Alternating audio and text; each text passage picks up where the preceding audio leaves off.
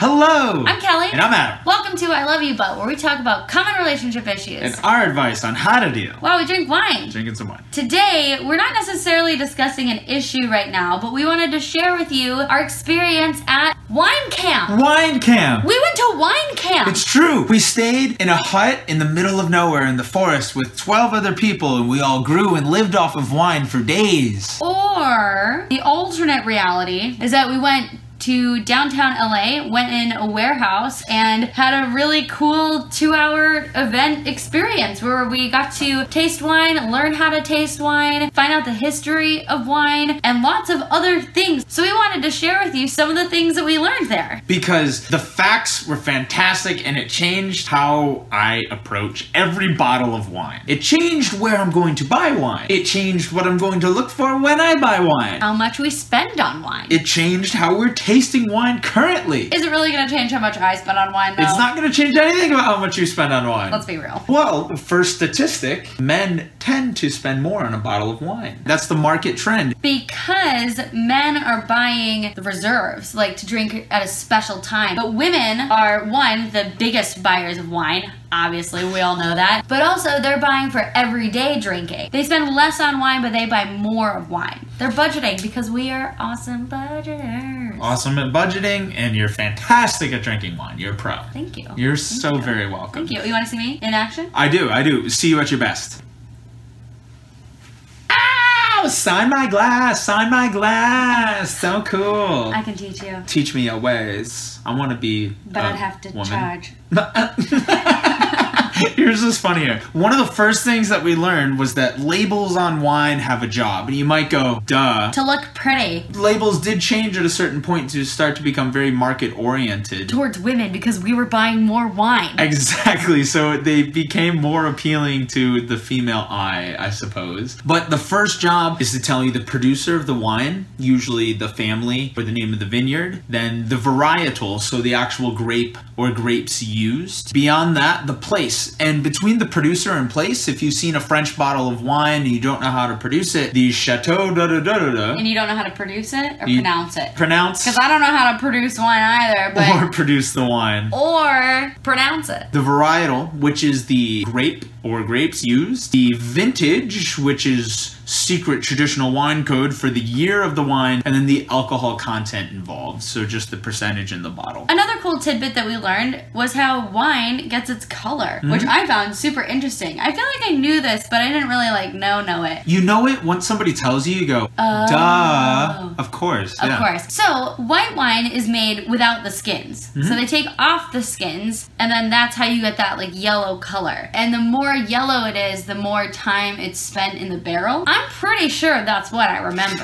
I'm pretty sure that it's officially now fact. Yep. And then you get to rosé, and rosé is produced with some skin on the grape, or like some grapes have the skin and some don't, and that determines the pink color. It has a little bit of the skin on it, but not too much. But not too much. Yeah, and then you get to red wine, where you just put all of the fucking grapes in there and you leave everything on, kind of like smashed potatoes instead of mashed potatoes, and then you get that nice deep red color, whether it's more brick or cherry. That has to do with like the actual grape varietal and where it's grown and all that shizness. And how long it's actually in contact with the skin, I believe. Yeah, I think that's a big factor. Another cool little tidbit that we learned is that white and rosé wines are getting more screw tops because you can drink them faster. I mean, you can chug it. I mean, I guess. You don't have to wait so long to drink the wine like you do a red wine. You can drink a rosé within a year of bottling. And same with the white. You don't have to wait for it to age like you do with the red wine. Something else that I thought was super interesting was how you smell a wine. I know that we've talked about, like, how do you know it smells like wet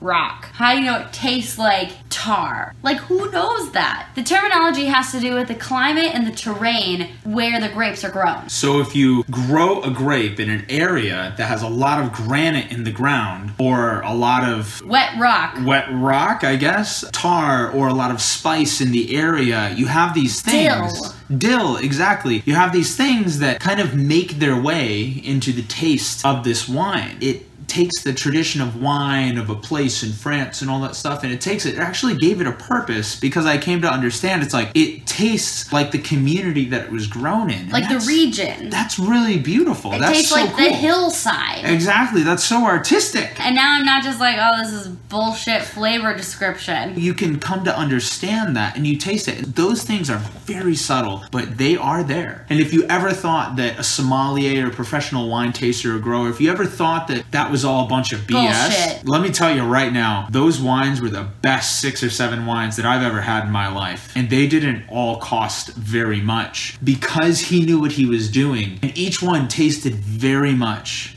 like the region that it was grown in. Once he described where it was, all of a sudden those characters really could come to life. Which I guess you could argue that it's kind of like a placebo effect. Like, oh, you know that there's lemongrass, so you're gonna taste lemongrass. But I have to say, like, I felt like I had a little bit more clarity into the wine and into the taste once I knew where it was grown and what those regions consisted of. So I thought it was super cool. It becomes an art all of a sudden. An art with a glorious history that you just kind of get swept up in and taken along for the ride. I mean, it was really quite inspirational. Another thing that I thought was cool is that cooler climates produce wines with less sugar but more acid, and then vice versa in warmer climates, and that kind of blew my mind. They have cooler climates in France, which leads to less sugary wines with more acid, whereas compared to California wines, where you have a warmer climate, you have more sugar already before you do anything. You have more sugar in the grape, which goes into the wine, and so you have less acid. In France, you are allowed to add sugar to your wine, but not acid. And in California, you are allowed to add acid,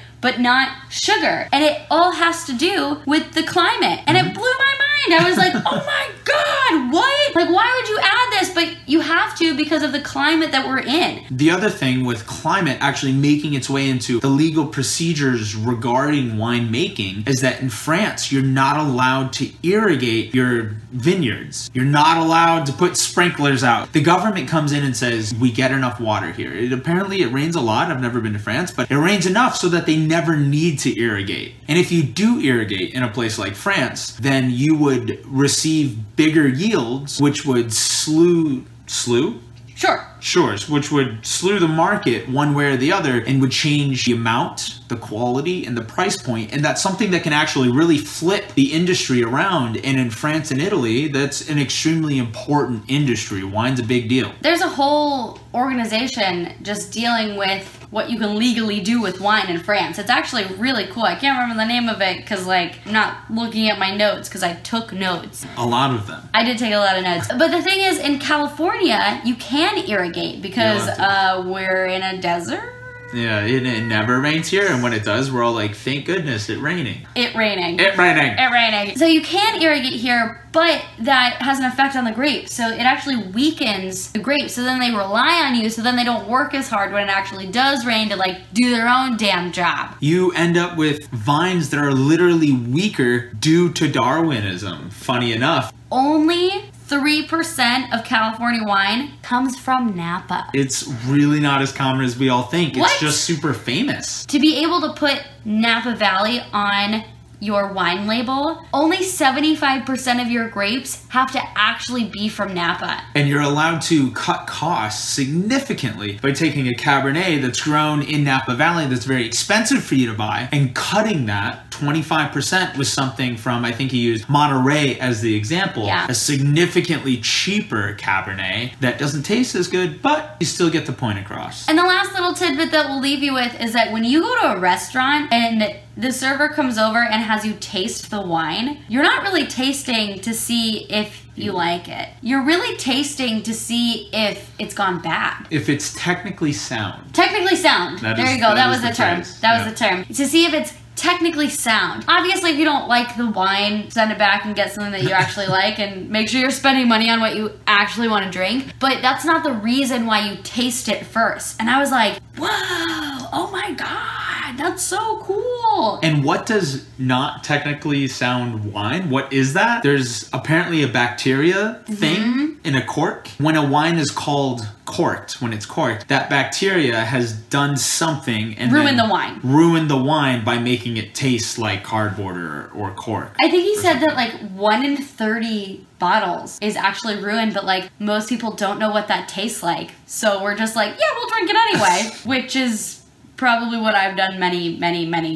times. Some fun little tidbits of information about wine and wine tasting. This has been I Love You, but we need to talk about Wine Camp LA. Follow WineLA 411 on Instagram. Check out their website. They have different events coming up where you can taste like 17 Chardonnays or 21 Pinot Noirs. There's a palate builder. We actually go across all these wines and develop your palate to identify each one based on region and varietal, I think. They have a lot of different things, and we had such a great time, and we are definitely looking forward to the next time we can go back to one of the Wine LA events. So thank you so much, Wine LA. Really appreciate it. Ian, you are the man. You clearly have a passion, and thank you for sharing that with everybody that takes your class. And everyone, check them out, their website, their Insta, follow them, and come take an event with us. We would love to have a whole event. Like, comment, subscribe. Let us know if you've been to a class, if it was great, what you got out of it, anything that was super cool that you learned. We'd love to learn about that with you. We'd love to take the class, you know, if it's in Los Angeles and we can get to it, that would be amazing. Or Italy, like whatever. Like whatever, We'll go NBD. anywhere. So thank you so much and have a beautiful rest of the evening.